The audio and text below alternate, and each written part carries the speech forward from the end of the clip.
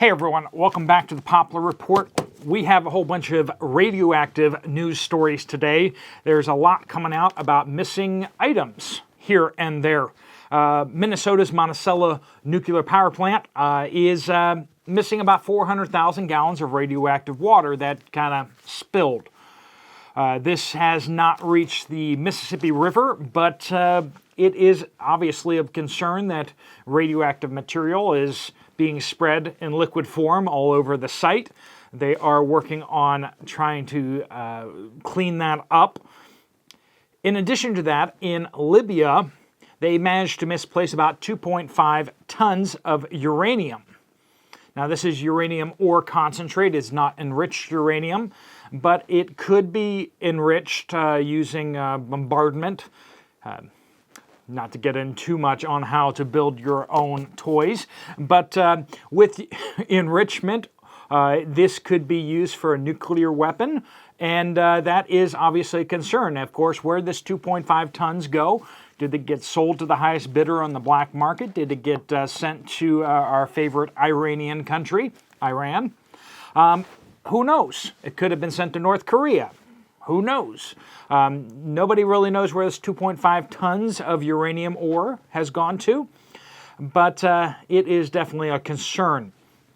And then finally, over in Thailand, they lost a radioactive cylinder of cesium-137, which incidentally could be used to bombard uranium to enrich it. Once again, not to get into too much how to actually create your own toys, but yeah, you know, you have your cesium that actually can be used to bombard the uranium to enrich it to the point where it can be slammed together and go kablooey, right?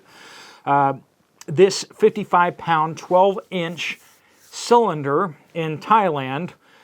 You know, it's almost like we got a shopping list going on out there, and it's hard not to be a little concerned that the countries that have nuclear devices and energy and things keep seemingly to misplace rather important things. Now, of course, Libya is not a stable country because the United States once Libya decided that they wanted to join the free world. The United States went over and toppled the government, and it's been in a state of civil war ever since, so that the United States can sell more weapons and everything else to the country. But aside from that, so basically the non-U.S. backed side has lost this 2.5 tons uranium. Who can imagine that a country government that is under threat by U.S.-backed rebel forces would not sell whatever they have in order to purchase more weapons and, you know, try to actually safeguard their government. But, you know, that's just kind of what happens out there. But very disconcerting that we have multiple of these stories today on radioactive materials going missing. This is very concerning, especially with Iran pursuing potentially nuclear weapons. Of course, the United States is saying that's not what they're doing. But, of course, that's what Israel is saying they're doing. And if you read between the lines, that sure seems to be what Iran says it's doing. Of course, as we build this axis of evil, you know, rebuilding it, just from back in George W. Bush's day, you know, you had Russia, China, North Korea, and Iran. Now, Iraq used to be on that list too, but, you know, so it's down to 4. But they seem to be rebuilding, and they seem to be getting more bold and more courageous about what they are doing and threatening the rest of the world. And it seems like the idea of isolating them and negating them has actually backfired and is actually creating them to be pushing them together. The biggest threat to Russia is China. I know we don't normally think of like that, but you have to realize that China's got a whole heck of a lot of people, and just north of them is this land of vast resources with very little population. And Russia knows that China is looking up at it and going, hey, that'd be kind of fun to take. because then we'd have all the resources we could possibly need, and we could have all our people spread out. And Russia kind of knows that that's something that's gone through the head of China before, and so they have most of their military out there in the east of the country is actually to protect them from China. So even though it would seem like China and Russia are natural partners, they have always been highly suspicious of each other and very wary of each other. And the recent pressures that have been coming have been kind of forcing them together to see that their interests are indeed aligned. So with all this nuclear material just disappearing and missing, and of course this radioactive waste being spilled out in Minnesota, which has definitely not gone into the river. Of course, there's plenty of other garbage in the river right now from a different train accident, right? All those chemicals are in the Mississippi River, so glad to see that this radioactive wastewater is not in the river, allegedly.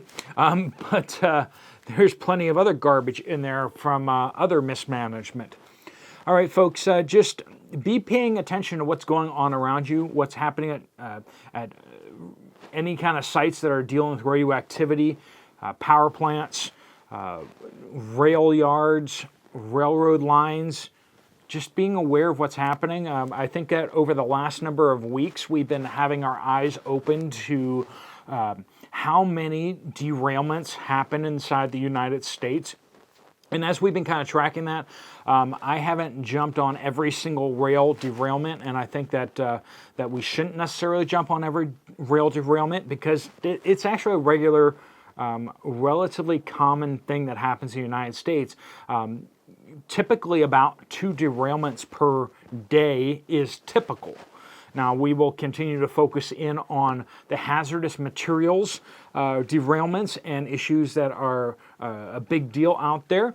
But we want to be careful not to extrapolate too much from what is actually a regular occurrence. There's quite a bit of trains that actually go across the United States, and derailments are relatively frequent and regular.